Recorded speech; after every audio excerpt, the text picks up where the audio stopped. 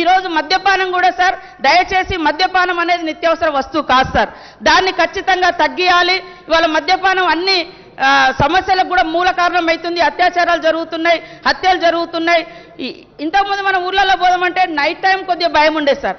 ఇప్పుడు డే టైంలో కూడా ఎప్పుడు పడితే అప్పుడు అందుబాటులో ఉంటే తాగుతున్నారు. దయచేసి నేను అసెంబ్లీ ద్వారా ఒకటే కోరుతున్నా ముఖ్యమంత్రి గారిని, మహిళల జీవితాలు బాగుండాలన్నా, కుటుంబాలు ఆర్థికంగా ఉండాలన్నా కనీసం ఆ షాపుల వేలలు తగ్గించండి సార్. 5 to 10 ఈవినింగ్ 5 to 10 పెట్టండి సార్. అది నిత్యావసర వస్తువు కాదు. ఎప్పుడు మీరందరూ మనం అందరం పెళ్లిళ్ళ కాడ, పేరెంటల కాడ లేదా ఊళ్ళలో పోతే పని చేసుకోవాల్సిన వాడు దుకాణాల కాడ పోయి ఉంటున్నాడు. కాబట్టి దయచేసి ఈ ఒక్క నిర్ణయాన్నైనా మాకు ఈ అంతర్జాతీయ మహిళా దినోత్సవం సందర్భంగా ముఖ్యమంత్రి గారు ఇవ్వాలని ఈ సందర్భంగా నేను కోరుతా ఉన్నాను సార్. అదేవిధంగా అత్యాచారాలు చేసినటువంటి దుర్మార్గులు యథేచ్ఛగా తిరగకుండా మరి తీవ్రమైనటువంటి కఠినమైనటువంటి చర్యలు కూడా తీసుకునే విధంగా స్పెషల్గా టీమ్స్ ఏర్పాటు చేయాలని, రాష్ట్ర వ్యాప్తంగా జరుగుతున్నటువంటి దాడుల మీద ఒక స్పెషల్ టీం ఫోకస్ పెట్టి పనిచేయాలని కూడా ఈ సందర్భంగా కోరుతా ఉన్నా సార్. అదేవిధంగా పరిశ్రమలు సార్, ఉద్యోగ ఉపాధి అవకాశాల కోసమనే మనం తెలంగాణ తెచ్చుకున్నాం. అంటే నాకున్న సమాచారం మేరకు 7 ఏళ్లలో 13,000 పరిశ్రమలు మూతపడ్డాయని నాకున్న సమాచారం సార్. కాబట్టి పరిశ్రమలు ఏవైతే ఇవాళ మీ దగ్గర నిజాం షుగర్ ఫ్యాక్టరీ కావచ్చు, లేదా ఇంకా గత ప్రభుత్వాలలో కావచ్చు, లేదా మా దగ్గర రేయాన్స్ ఫ్యాక్టరీ కావచ్చు, ఇట్లాంటివన్నీ కూడా మూతపడి వేలాది మంది రోడ్డున పడ్డారు సార్. వాళ్ళ యొక్క ఉపాధి అవకాశాలు మెరుగుపరచడం కోసం మరి ఇండస్ట్రీస్ మినిస్టర్ గారు ప్రత్యేకంగా చొరవ తీసుకొని వీటన్నిటి మీద రివ్యూ పెట్టి మరి ఉద్యోగ ఉపాధి అవకాశాలు కల్పించాలి సార్. ఇవాళ దేశంలో చూస్తే ప్రభుత్వ రంగ సంస్థలన్నీ కూడా గతంలో కాంగ్రెస్ పెట్టినటువంటి ప్రభుత్వ రంగ సంస్థలన్నీ కూడా ఇందాక అన్నట్టుగా ఆదాని అంబానీలు కలిసి మరి దోచేసుకుంటున్నటువంటి పరిస్థితి, మేమిద్దరం మాకిద్దరం అనేటువంటి పరిస్థితి ఉంది.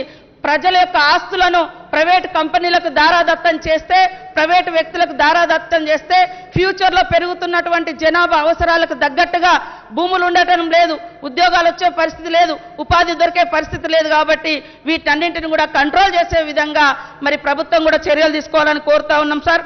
అదేవిధంగా ఐటీ కూడా ఇవాళ సరే హైదరాబాద్ విశ్వనగరం కానీ ప్రపంచ నగరం కానీ సార్, జనసాంద్రత విపరీతంగా పెరుగుతున్నటువంటి పరిస్థితి. కాబట్టి మన మారుమూల మన జిల్లాలలో కూడా ఇంజనీర్ చేసినటువంటి స్టూడెంట్స్ కానీ లేదా ఇతరత్ర నైపుణ్యమైనటువంటి విద్యను చదువుతున్నారు సార్. ఐటీని కూడా విస్తరింపజేయాలి సార్, డిసెంట్రలైజ్ చేయాల్సిన అవసరం ఉంది. కేవలం హైదరాబాద్ చుట్టుపక్కల కాకుండా ప్రతి జిల్లా కేంద్రానికి ఐటీ సంబంధించినటువంటి సేవలు విస్తరించే విధంగా మరి ఐటీ శాఖ మాత్యులు కృషి చేయాలని కూడా ఈ సందర్భంగా కోరుతా ఉన్నా సార్. అదేవిధంగా ప్రైవేటు ఉద్యోగాలు పెద్ద ఎత్తున సృష్టించబడుతున్నాయి. కానీ ప్రైవేటు ఉద్యోగాలలో మరి స్థానికులకు చాలా తక్కువ అవకాశం ఉంది. మనం తెచ్చుకున్నదే నియామకాల కోసం. కాబట్టి మన యొక్క యువతకు ఉద్యోగ ఉపాధి అవకాశాలు కల్పించాలంటే ఖచ్చితంగా ఏ ఫ్యాక్టరీ వచ్చినా, ఏ పరిశ్రమ వచ్చినా, ఏ ఐటీ రంగం వచ్చినా దాంట్లో 95% ఉద్యోగ అవకాశాలు కల్పించాలని, స్థానికులకు ఉద్యోగ అవకాశాలు కల్పించాలని కోరుతా ఉన్నాం సార్. అదేవిధంగా ఐటీ సెక్టార్లో పెద్ద ఎత్తున భూములు కూడా మరి వివిధ పారిశ్రామికవేత్తలకు అందిస్తూ ఉన్నారు సార్. దాన్ని ఏ ప్రాతిపదికన ఎట్లా ఇస్తారనేది మాకు తెలియదు సార్. కాబట్టి ఎస్సీ ఎస్టీ బీసీలకు కూడా, మైనార్టీలకు కూడా మరి వాళ్ళకు కూడా ఎంత % ఈ పరిశ్రమలను నెలకొల్పడానికి రాష్ట్ర ప్రభుత్వము సపోర్ట్ చేస్తుందనేటువంటి విషయాన్ని కూడా తెలియజేయాల్సినటువంటి అవసరం ఉంది. మాకు కూడా తెలుసుకోవాలనేటువంటి అవసరం ఉంది సార్. అదేవిధంగా సమాచారానికి సంబంధించి చూస్తే మరి ఇవాళ తెలంగాణ భావాన్ని విస్తృతంగా వ్యాప్తి చేసింది జర్నలిస్టులు సార్, మీడియా సార్. ఆ జర్నలిస్టులు కూడా చాలామందికి మనము డబుల్ బెడ్రూమ్లు ఇస్తామని కూడా ముఖ్యమంత్రి గారు హామీ ఇచ్చిన్నారు. డబుల్ బెడ్రూమ్లు కానీ, ఇండ్లు కానీ, కొంతమందికి ఇంకా అంటే ఏదైతే హెల్త్ కార్డ్స్ ఉన్నాయో అవి కూడా సక్రమంగా పనిచేయడం లేదు, రిజెక్ట్ అవుతున్నాయి ప్రైవేట్ హాస్పిటల్స్లలో. వాటిని కూడా మానిటరింగ్ చేయాలని ఈ సందర్భంగా నేను కోరుతా ఉన్నా సార్.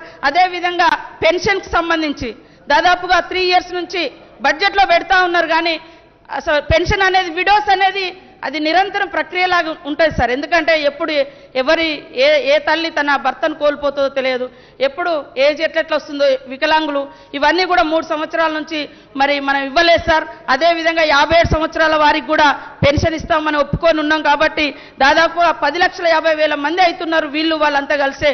కాబట్టి కనీసము మరి ఈ పెన్షన్ విధానాన్ని మరి సైటు క్లోజ్ చేయడం కాకుండా అది ఎప్పటికప్పుడు ఇచ్చే విధంగా 2 నెలలకోసారి 3 నెలలకోసారైనా దరఖాస్తులు తీసుకొని ఇచ్చే విధంగా చర్యలు చేపట్టాలి సార్. వికలాంగులకు సంబంధించి కూడా వాళ్ళ గతంలో పెన్షన్ తీసుకున్నా ఇప్పుడు సదరన్ క్యాంపులకు అటెండ్ కాలేదని అట్లా చాలా మంది రిజెక్ట్ అయినటువంటి పరిస్థితి.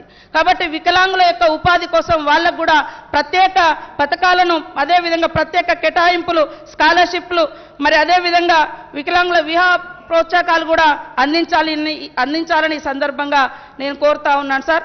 2 పడకల గది అయితే ఇది అయితే అందరి బాధ సార్. మేము అందరం చూస్తున్నాం, ఏడికి పోయినా ఈ ప్రాబ్లం ఉంది. కాంగ్రెస్ ప్రభుత్వం కనీసం పరిశ్రమలకు కూడా కరెంట్ ఇవ్వలేని ఒక దుర్భరమైన పరిస్థితిలో రాష్ట్రాన్ని నెట్టివేసిందని చెప్పి ముందుగా నేను మీకు విజ్ఞప్తి చేస్తా ఉన్నా అధ్యక్ష. అంటే ఆనాటి నేపథ్యం చెప్తున్నా అధ్యక్ష.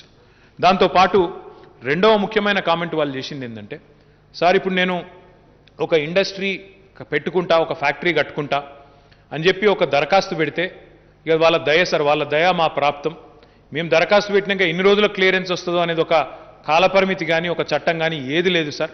వాళ్ళ దయ మా ప్రాప్తం, వాళ్ళు ఇచ్చినప్పుడు తీసుకోవాల్సిందే తప్ప, వాళ్ళ దయాదాక్షిణ్యాల మీద ఆధారపడాల్సిందే తప్ప ఒక కాలపరిమితి కానీ ఏది లేదు సార్, ఒక పద్ధతి లేదని చెప్పి చెప్పడం జరిగింది అధ్యక్ష. చెప్పిన తర్వాత గౌరవ ముఖ్యమంత్రి గారు వెంటనే పరిశ్రమల శాఖ కార్యదర్శిని పిలిచి, అదేవిధంగా తన ఆఫీస్లోని ఇతర అధికారులందరినీ కూడా పిలిచి, ప్రపంచంలోనే అత్యుత్తమమైన పారిశ్రామిక విధానం ఎక్కడున్నది, అమెరికాలో ఉన్నదా, సింగపూర్లో ఉన్నదా, ఇంకొకడు ఉన్నదా, వెంటనే మీరు అధ్యయనం చేయండి, చేసి వాటన్నింటిలోని మంచిని ఒక దగ్గర చేర్చి క్రోడీకరించి మన రాష్ట్రం యొక్క, కొత్త రాష్ట్రం యొక్క పారిశ్రామిక విధానాన్ని మీరు రూపొందించండి అని చెప్పి స్పష్టమైన ఆదేశం ఇవ్వడం జరిగింది.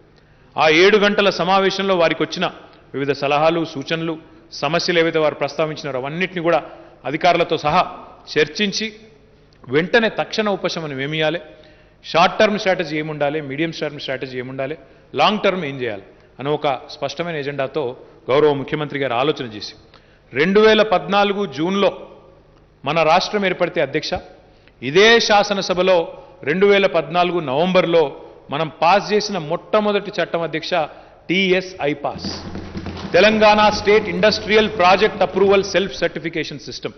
అంటే స్వీయ ధృవీకరణ ద్వారా మనకి ప్రభుత్వం నుంచి అనుమతి కూడా అవసరం లేకుండా స్వీయ ధృవీకరణ అంటే ఏంటంటే అధ్యక్ష, ఇప్పుడు నాకు ఒక భూమి ఉన్నదనుకోండి, నాకు ఒక జాగా ఉన్నది, నేను ఫ్యాక్టరీ కట్టాలనుకోండి, నేను ఏదో ఒక ఫ్యాక్టరీ పెట్టాలనుకుంటే ఆ గ్రామ పంచాయతీ పర్మిషన్ కానీ, లేదా ఆ మున్సిపాలిటీ యొక్క పర్మిషన్ కానీ, లేదా పరిశ్రమల శాఖ పర్మిషన్ కానీ ఏదీ అవసరం లేకుండా స్వీయ ధృవీకరణతో, అంటే నేను ఒక చట్టానికి లోబడి పనిచేసే సంస్థని అని తనను తానే ధృవీకరించుకొని తనకు తానే ఒక సర్టిఫికెట్ ఇచ్చుకొని వెంటనే కన్స్ట్రక్షన్ మొదలుపెట్టే విధంగా చట్టం తెచ్చిన మొట్టమొదటి ప్రభుత్వం తెలంగాణ ప్రభుత్వం అనే మాటను ఈ సందర్భంగా గౌరవ సభ్యులకు నేను తెలియజేస్తా ఉన్నాను.